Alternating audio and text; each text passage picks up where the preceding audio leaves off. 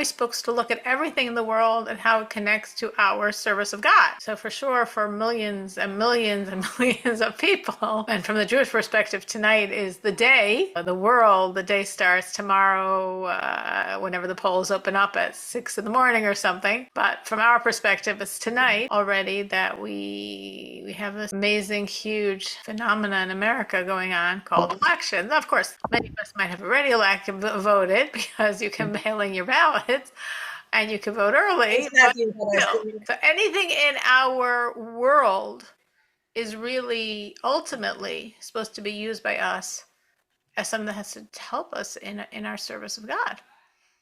So there's a lot of different connections, of course, you can make between the voting and connecting that to service of God. There's so many. So I picked one going back to 2008 because we haven't seen it for quite a while before and definitely not since. So in 2008, for those of us that can remember that far back, Obama really excited America with this vision of change. I don't know that anything happened, but that was at least his electoral premise that inspired Americans to go out and vote. And he won with a landslide. But not just did he win, but he had what we call very big coattails, which means the Democrats got the Senate and the House and many governors and many entrenched incumbents lost because Obama energized America and excited America with his vision, and he motivated millions of people to vote. And there were enormous lines on election day. I don't think we're going to see that now, you know, but people were excited to vote, and many people voted just a straight Democrat ticket. So there was a lot of coattails, gains on every level. And that concept of coattails, we'll see what will be tomorrow, but that concept of coattails really connects, or was to me a very obvious connection to our service of God. Because commandments have coattails, mitzvahs have coattails. And meaning when you're uninspired, when you're not in the mood of anything holy, you'd rather watch TV than go out and give a vote to God, go to a class. You're in a spiritual slump, a lethargy. That happens. That happens. It happens to everyone at some point. For some people, it happens more frequently. For some people, it's very rare. But that idea of just being drained and no energy and no interest, it happens. So what do we need to do? So I think from this political concept, you see very clearly this model of what works. Here, America was inspired over one person's vision, and they just bought the whole ticket, you know? The Senate, the House, the governors, the mayors, like everyone came along on that one person, that one vision that inspired them. And I think this really reflects in true spiritual values this idea of when we enthusiastically tackle one mitzvah.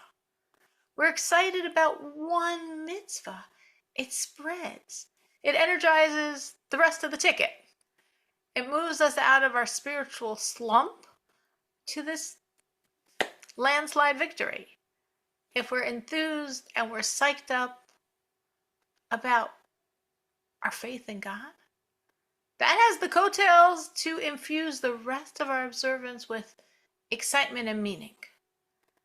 There are actually three options I was thinking when I was preparing this. I thought of three different options, and I'm sure there are more than the three I thought of that one mitzvah, that one commandment, that one service of God that can spread and coattails and victory for our whole Judaism. So, first idea, in the Talmud, in Makot, it says, God gave us 613 commandments. Biblically, we have 613 commandments, 613 mitzvahs. And Habakkuk was a prophet. He came and he established them all on one. He took all 613 and he compressed it to one. And that one was the commandment of faith. It says, a tzaddik, a righteous person, lives by his faith. Meaning, let me give you the back historical story to understand this. In the times of Habakkuk, people were overwhelmed. It was hard for them. They were like, they just couldn't do it anymore. It was just too much for them, and they had a lot of stress going on inside, and they had a lot of stress in their lives in various ways. And they were like, just too much. I can't handle this. Habakkuk said, 613 commandments are too much? Yes, 613 commandments are too much. Habakkuk said, don't worry about it.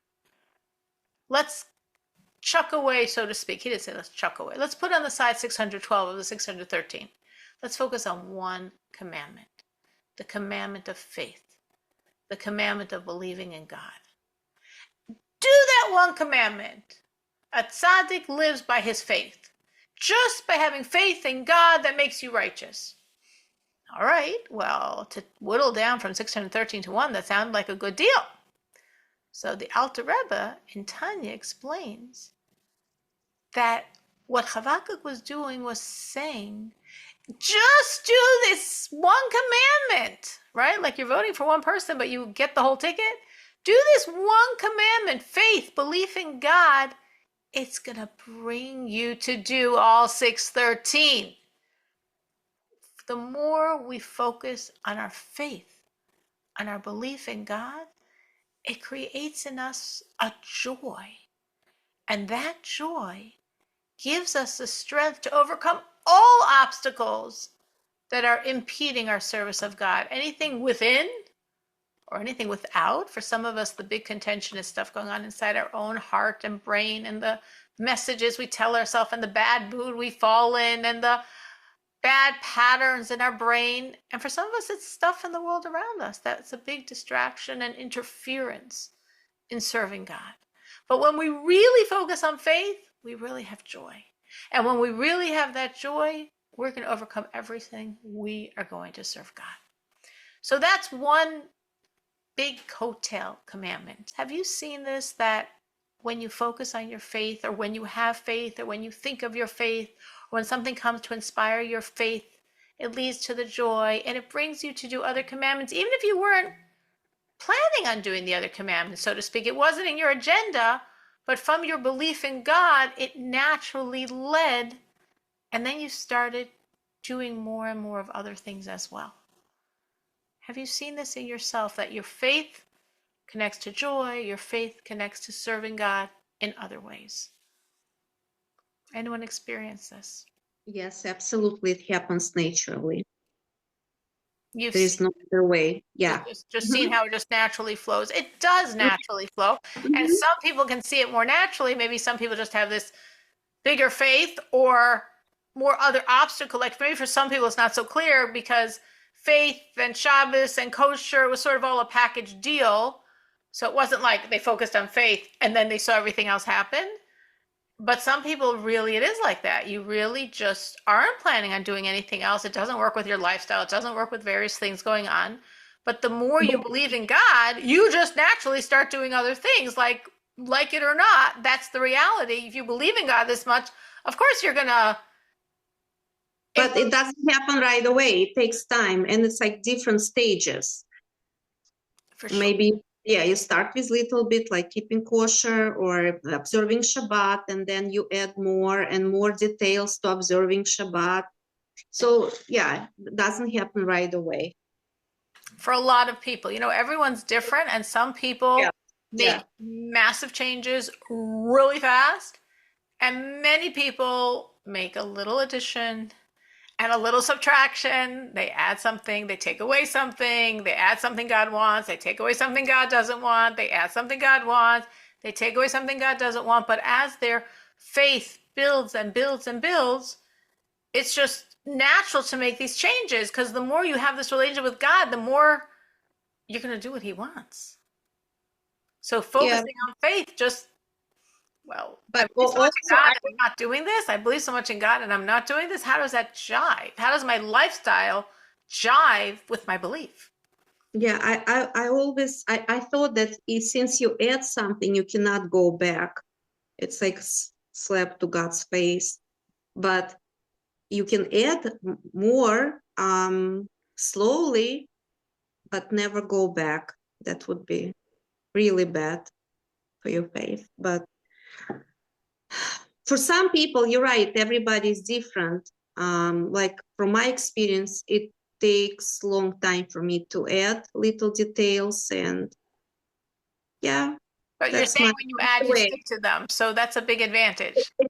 Yeah, I stick, I don't go back at least. Yes. That's not at least, that's huge. That's huge. And everybody's different. And some people can add more quickly. And some people add and slack off and then go back to it and slack off and go back to it until they make that commitment. And you're saying you add very slowly, but each time it's a real commitment. You're not going backwards. Yes. Yeah. That has a big advantage. Anyone else? Anyone else has seen this connection between faith and just naturally leading to serving God? Even though you're not thinking about the service, you're thinking about the faith.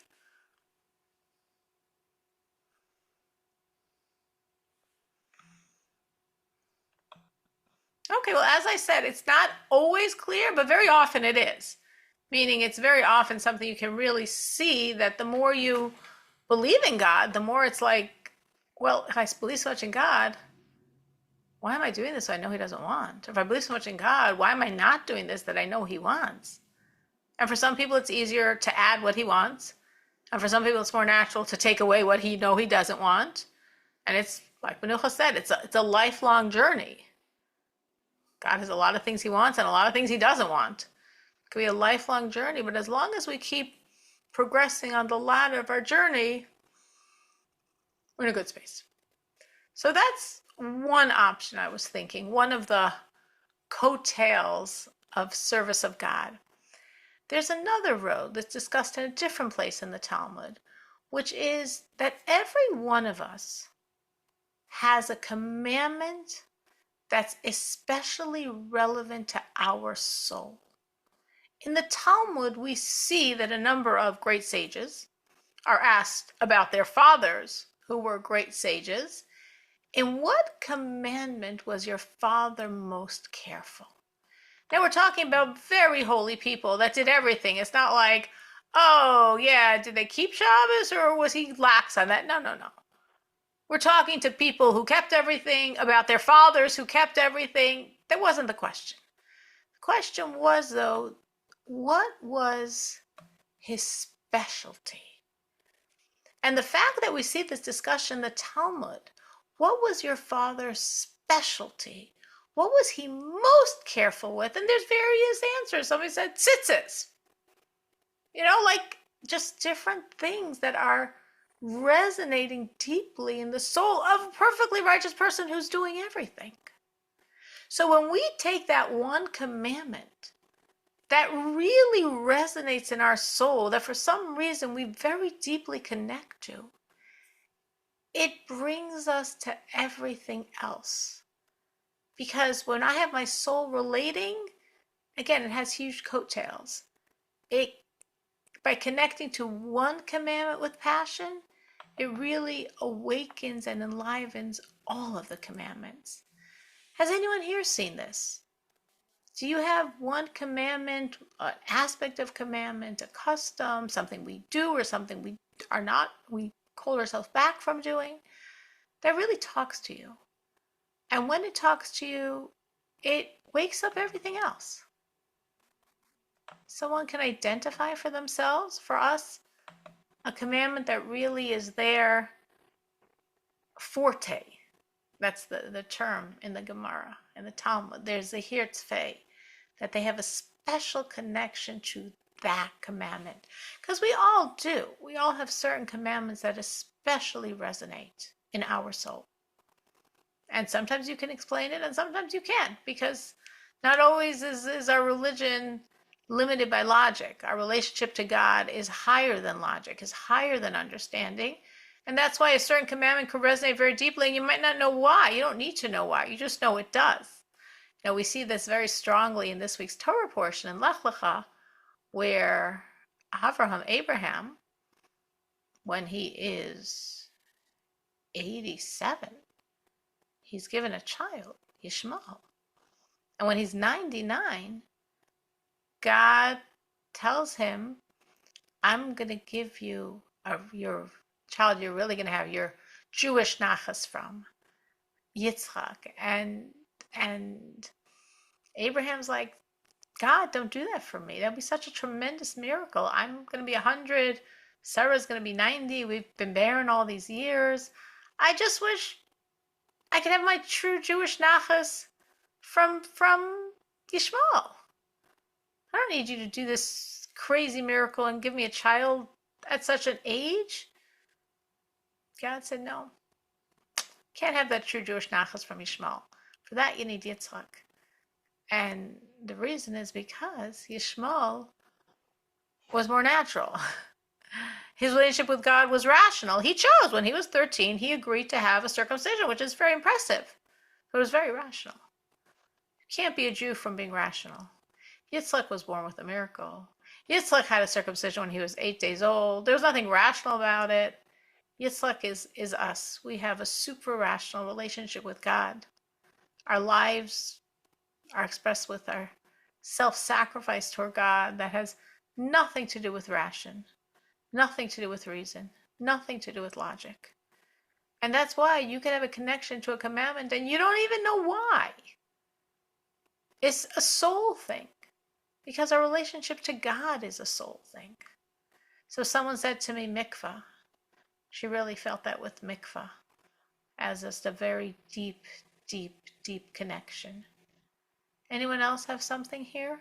Anyone else would like to share? If they could think of a commandment that really resonated very deeply. Rachel? I think for some reason tznius talks to me from the very beginning. Interesting. Modesty.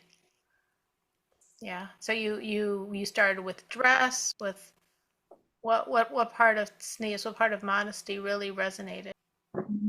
Like many sides of it, not just clothes, the behavior, the way you talk with men and women as well, the way you behave. That's so special. That's special because for a lot of people, they find it very challenging to be dressed modestly or to talk modestly or to interact modestly. It's the opposite of what we've culturally been trained to do, you know. Very much the opposite. And yet you felt deep inside, this is right, this is it, this is what I want. This makes me feel like I'm being true to me. I have a book.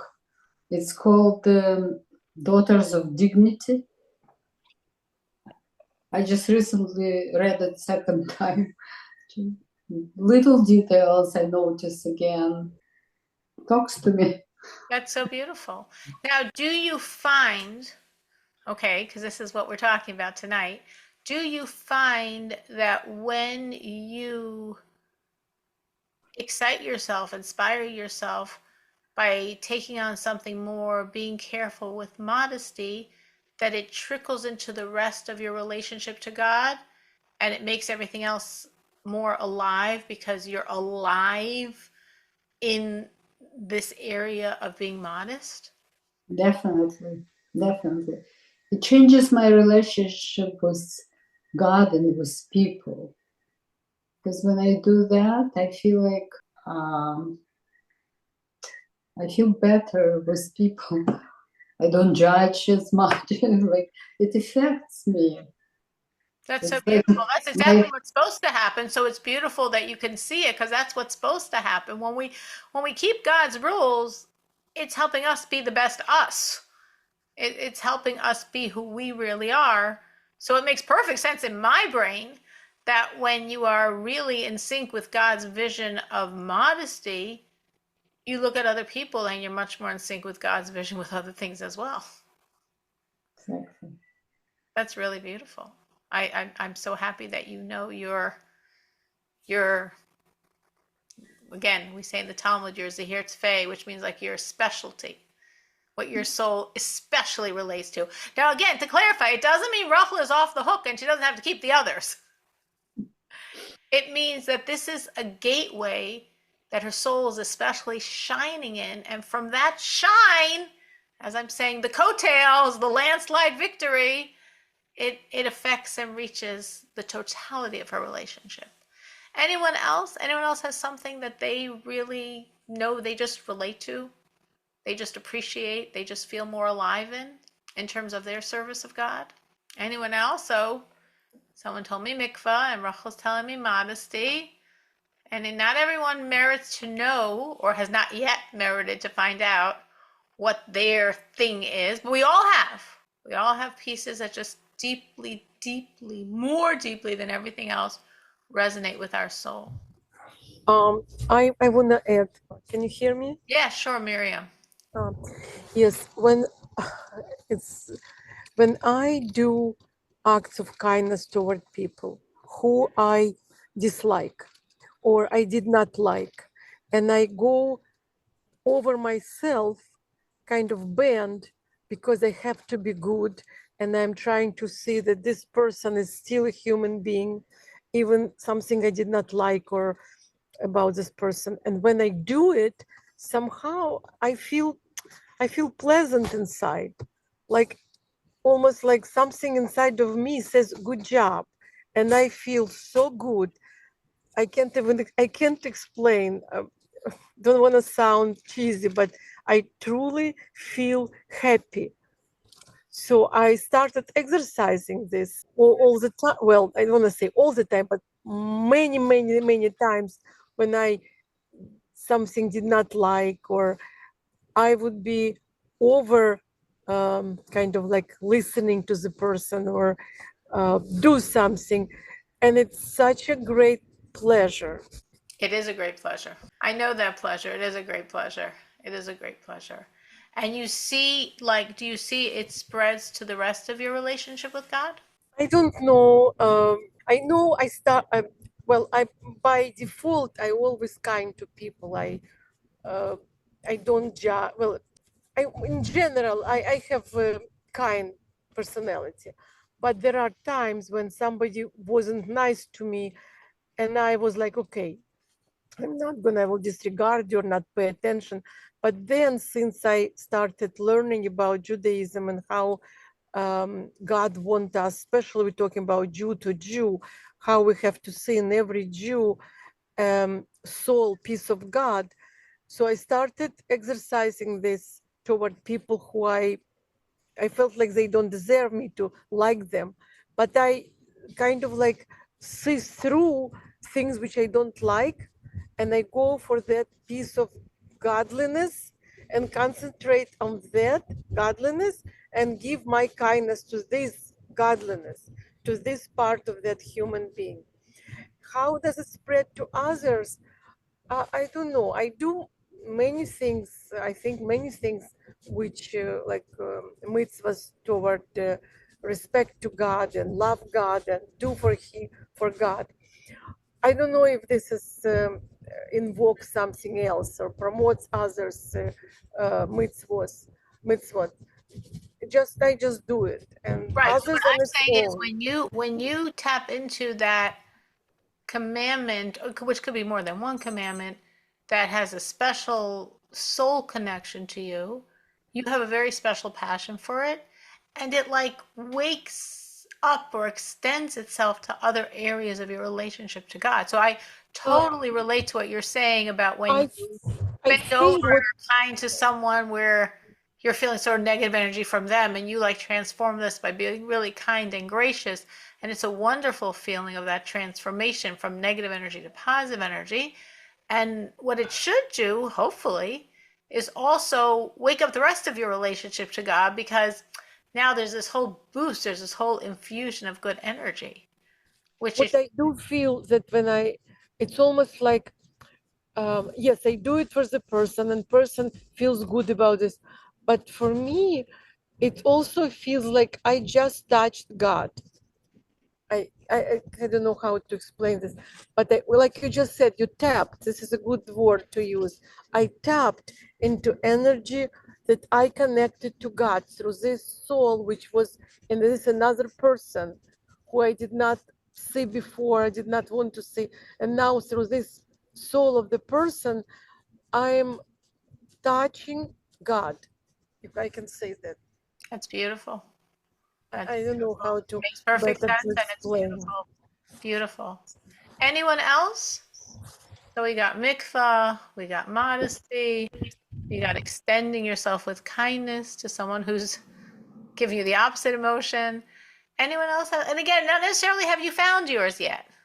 Yeah, for me, it will be learning Torah. I was thinking about your question, but for me, that's how I started learning. And um, I think my soul is always happy to learn. Like any minute I have, I don't want to watch any TV, or I stopped reading fictional books long time ago. So, and replaced with learning. Wow. How I get my joy, yes. Wow. I'm glad you don't need TV to give you joy because I don't think TV gives. I think TV depletes. So Long time ago, I quit watching TV. Yeah. so we cut ourselves off from the things that strip us, and you plugged into what feeds you. Mm-hmm. No, we don't need this TV. We don't need this garbage. We're just feeding ourselves because Torah feeds. Torah is actually the only food of our soul. Commandments don't feed our soul. Commandments do other things for our soul. But the only food of our soul is Torah. The only food. So you're getting it. You feel it. You know when you're learning, you want it. That's your happy space. That's your joy. Do you Absolutely. see, Menucha, that as you learn, it affects the rest of your relationship with God? I think so. Yes. Yeah. Makes sense. Again, for me, everything takes long time. Okay. God's got plenty of time. God's got time. God's got a very long-term plan. Very long-term plan. He's got time. He sees very far. So he's okay. Slow and steady progress, he's okay.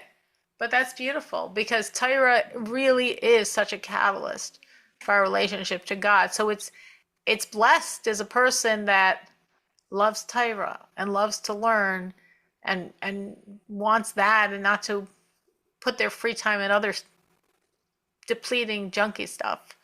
Instead, Yeah, I have my favorite rabbis, Russian speaking and English speaking, that I don't get tired of listening and learning, like my favorites. amazing. And each time as you learn, your soul is fed. And of course, that's affecting the whole rest of your relationship. Now, again, when people are listening to this, the person could say, well, I don't feel that when I learn Torah. I do it for whatever reason, but I can't say it's like my go-to. Or Rachel said, modesty. Oh my gosh, modesty is so hard for me. Wow. Or this or that, or being nice to people that are not nice to me. Oh, I never, like every soul is different. Every soul is same, but every soul is unique and every soul has its unique sensitivities and what uniquely resonate. But we all have something. We all have something that could be, our create those coattails that could create a pulling in of all of our energy. So if Menucha is saying, and when she learns, which is what she loves to do and what she enjoys to do and what she wants to do, it's not like, I really wish I was on the TV. No, she's like, oh, why would I want that? I want to learn. I enjoy learning. It feeds me so much learning. Automatically, everything else in her relationship to God is getting picked up. Or Rachel is saying when she's realizing another aspect of how she can be modest and refined and dignified for God, automatically it's making the other pieces more shining, more sensitized, more connected. Anyone else have something that they found is really their thing? What I like to do every Friday, preparing for Shabbat. That's so nice. I'm not cooking, yes, because I don't have kitchen for Shabbat, and I'm going to the store here in Mizrahi or here in Highland Park, and I'm buying and wine and food, and we are having Shabbat dinner. That's so nice. I like to do that, yeah. You get challah there? Oh, yeah. You get challah. Yeah, You get wine. of kosher. Kosher wine. What else do you buy? I'm buying matzo ball soup. Yeah, matzo ball soup. Then we are buying something. Walter likes meat. We are buying something for me. Me, some veggies, something. Yeah, some salads. And you Yeah, set the table and put out yeah, candlesticks and light the yeah, candles, and yeah. Oh yeah, it's so beautiful. yeah. I like to do that. That's beautiful. It gives you a Yeah, good feeling of like you're preparing your home for Shabbat. yeah, That's yes. beautiful. That is Mm-hmm. beautiful. It's Yeah. considered a very special thing to beautify the Shabbat, meaning to put out a beautiful tablecloth, or Yes, a special yes. tablecloth, or a clean tablecloth, or a white Plates, cloth. plates, everything. If Mm-hmm. you have candlesticks, to polish them, Yeah. use candles, to use longer candles, like whatever we can do to make it more beautiful, the table, or more beautiful, the food, is Mm-hmm. considered an enhancement of the Shabbat, which could be interesting. Like, why is it enhancing God's day if my candlesticks are polished? But it's saying you're giving God beauty. Beauty enhances, beauty expands. So when we set the table and it looks beautiful and it looks like Shabbat, and we buy the foods that we like or someone else likes, and we put it out, and we're like, this is special. We don't eat like this the other 6 days of the week. This is Yeah. this is Shabbat It's with the special. Mhm. wine, with the Yeah. challahs, Yes. the fish or the soup or the meat, Yeah. or that's It's like holiday. To me, it's like preparing for a holiday every week. exactly, that's what Shabbat is. Mhm. Yeah. It's embedded in our weekly cycle, Mm-hmm. a holiday, a holy day. What's Yeah. a holiday? The word holiday. Yeah. It's a holy Yeah. day. It's actually Yeah. interesting because from a spiritual Kabbalistic perspective, Shabbat's holiness Mm-hmm. is higher than the holiness of the festivals. Meaning the festivals could seem more special because we have them once a year. There's only once a year Sukkot, and once a year Rosh Hashanah, and once a year Yom Kippur, and once a year Passover. Shabbat I Yeah. have every week. But the Yeah. holiness of Shabbat is even holier than any of the holidays. And it is. It's a every week holiday. So every week we prepare for a holiday, and every week we cook for a holiday, and every week we clean for a holiday. And it's a special gift God gave us, a special gift God gave the Jews. Non-Jews, you're very connected to God. You don't have holidays. You don't have holy days. You don't have Shabbat. And it's just a very different thing when you don't have those days. And we're Yeah. very blessed that we have Shabbat every Mm. single week. Week.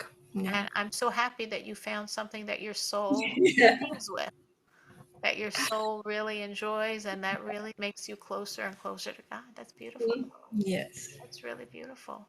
Yeah. Anyone else? Anyone else have something that, and again, if you don't, it's fine because maybe you haven't found it yet. Sometimes it takes us a while till we figure it out that, oh, this I feel especially good when I'm connected this way. I'm going to give another idea. Remember, I told you I had three ways we create big coattails to create these big landslide victories in our relationship to God. So the first one we said was faith, because through faith, which leads to joy, everything is energized. The second thing we said was finding what's your personal forte, what's your soul's forte. And it wasn't it so special how everyone that spoke had something different? And of course it's fine if yours is the same as someone else.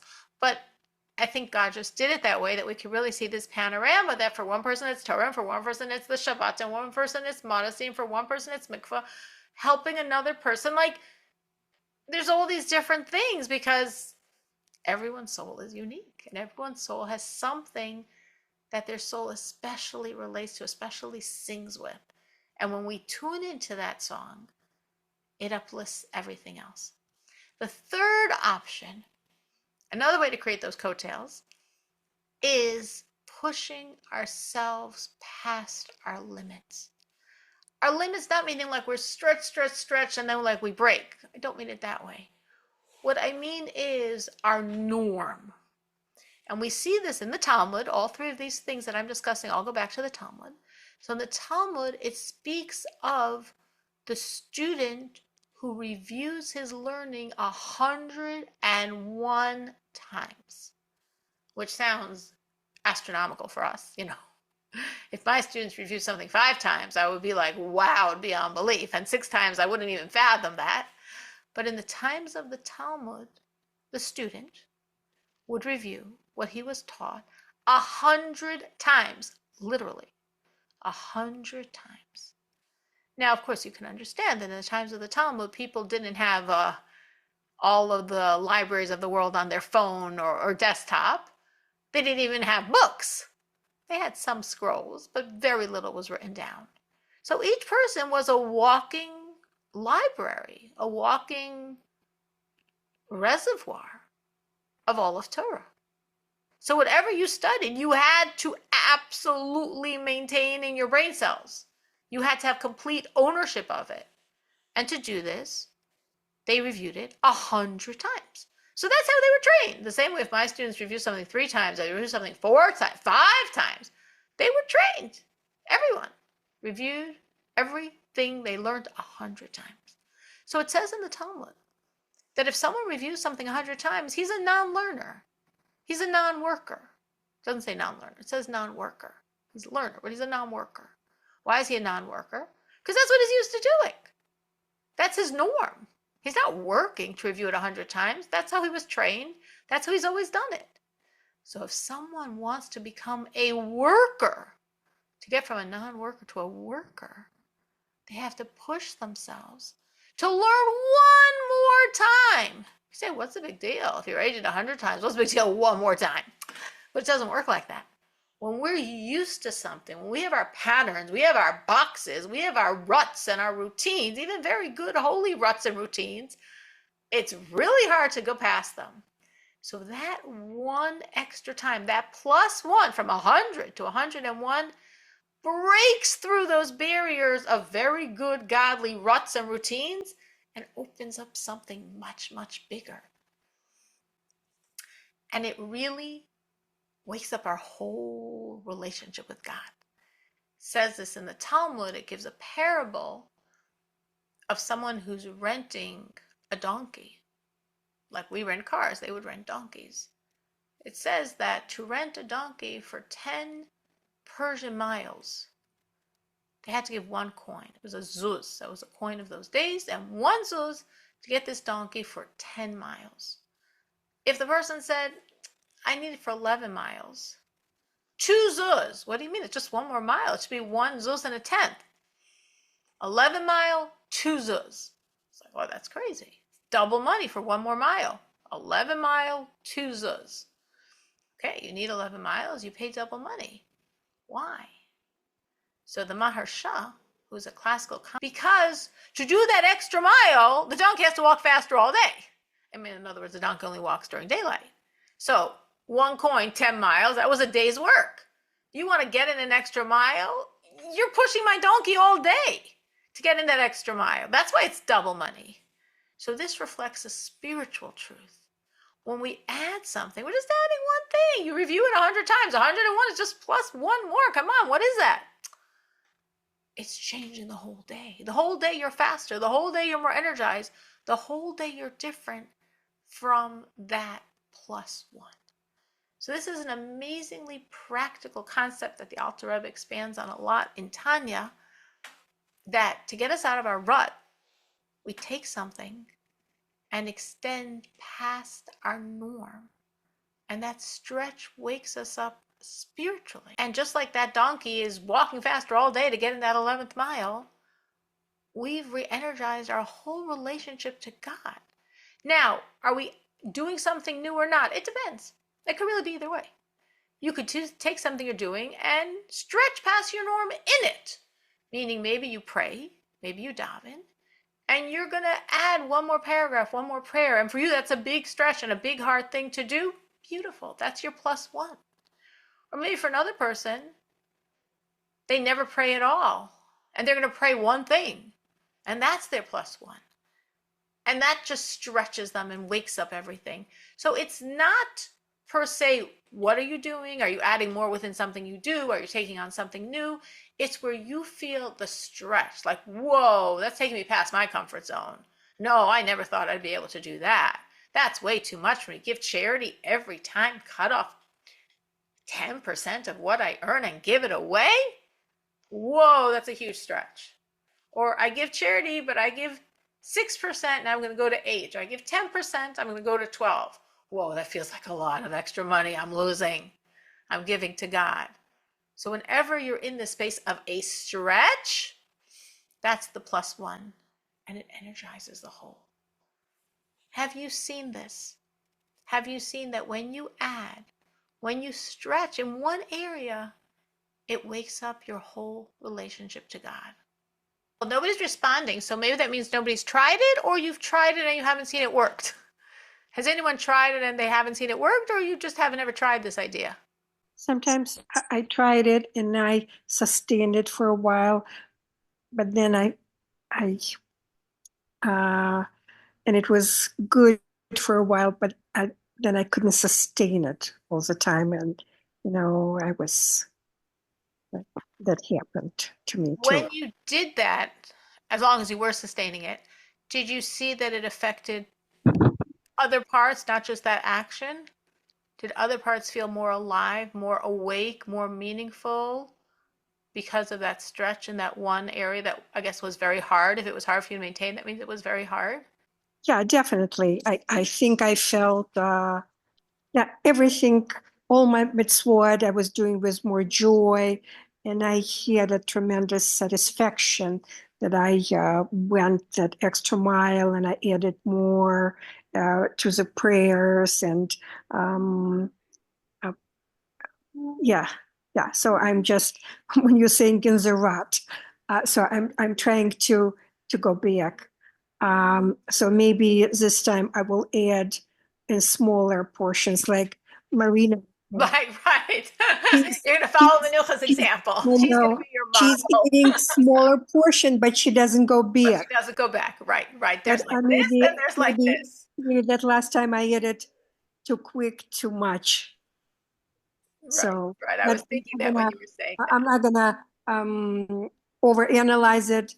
I'll just try to start eating it more in smaller portions. But for this approach, meaning this, because what Manucha was talking about was we're talking about faith, and for this approach to work, you do have to feel the stretch. So if you add so small that you're really not stretched, it's not going to create this response. But there's stretch and there's breaking. So you want the stretch, but you don't want the stretch to make you feel like I can't handle this.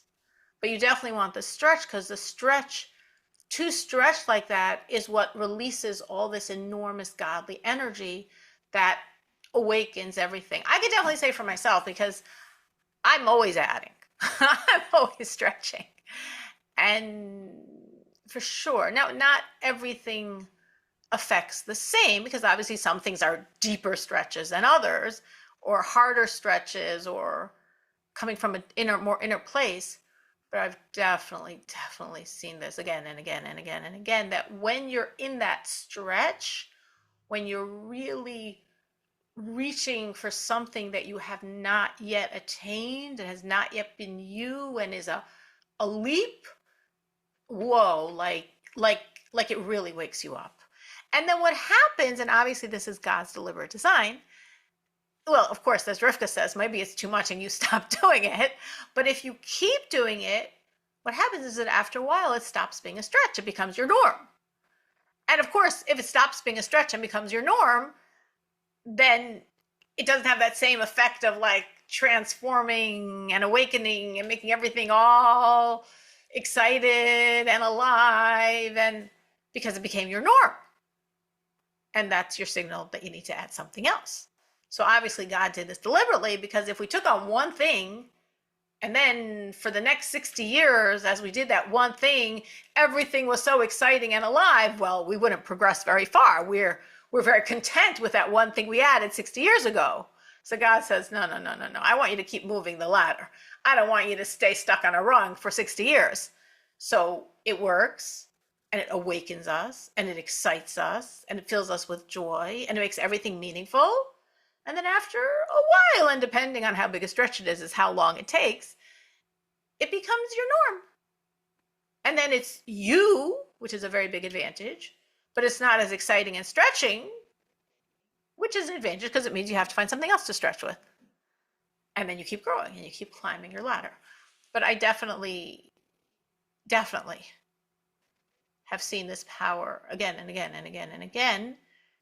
Not necessarily am I adding things for this reason. I could be adding for other reasons. But I've definitely seen that as you add and as you stretch and as you grow, it's like, wow, it's so liberating. And what happens, of course, over time is we find ourselves doing things we never even thought, like, because the ladder. So now this rung is attainable. I never thought I'd be anywhere near that rung. Well, now this rung is a stretch, but it's an attainable stretch because you climbed and then you climbed and then you climbed. So now that rung is attainable. And that's how we continue and get closer and closer and closer and closer and closer to God forever. Never stops, never ends, wherever we're holding, because there's always more. There's always this huge piece of joy of finding even deeper relationship to God than you had before. So just to recap here, we focused on 3 ways to create these coattails, because I'm like, how could I not think of something that has to do with the elections? Come on. And I had many ideas, so I just picked this one. But there's many. Whatever we're living in our world always should relate to our relationship to God. And the 3 ideas we said tonight was 1, focusing on faith, which faith leading to joy leads to us doing everything. 2, this place of your spiritual, soul-sensitive forte, that when you tap into your forte, everything else gets affected.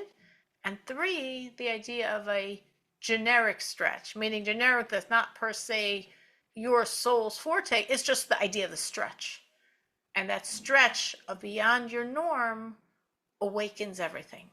And then it becomes your norm, and then you find another stretch that awakens everything, because we perpetually grow in our relationship with God.